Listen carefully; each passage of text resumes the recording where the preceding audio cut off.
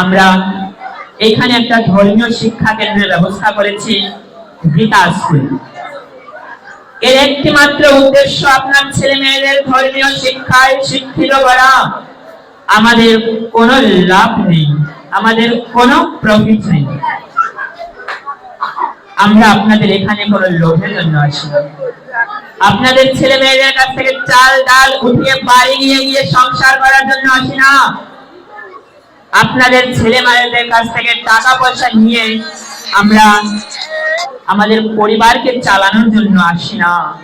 আমরা অনুষ্ঠান করি না, আমরা অনুষ্ঠান করি আপনাদের জন্য। আজ আমাদের ধর্ম এতটা পিছিয়ে আছে, কুসংস্কৃতিকে গ্রহণ করছে আর আমাদের ধর্মের সংস্কৃতিকে ভুলে যাচ্ছে। আমাদের বাঙালিরা, আমাদের হিন্দুরা, তারা কেক কেটে হ্যাপি বার্থডে করছে, তারা ছোটখাটো জামা কাপড় পরে তারা দেখাচ্ছে। আর গিয়ে দেখুন বিদেশে তারা সবকিছু ত্যাগ করে তারা কৃষ্ণ নাম করছে, তারা শাড়ি করছে। এই হচ্ছে সনাতন ধর্ম, এই হচ্ছে জগৎ, এই হচ্ছে ভক্তি।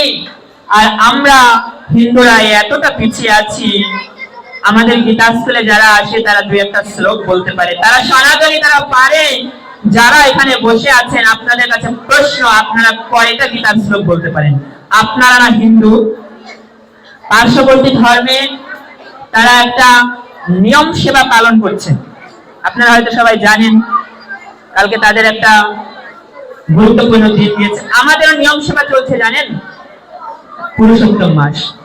কয়জন সনাতনী জানেন পুরুষোত্তম মাস সম্বন্ধে? হাত তুলুন তো। কে কে জানেন পুরুষোত্তম মাস সম্বন্ধে? আমরা বাকি সবাই অন্ধ। কিভাবে জানবো? আমরা ধর্ম শিক্ষার মাধ্যমে। তো ধর্ম শিক্ষা কিভাবে পাবো? আমাদের ধর্ম শিক্ষা পাবো আমরা এই কেন্দ্রের মাধ্যমে, গীতা স্কুলের মাধ্যমে।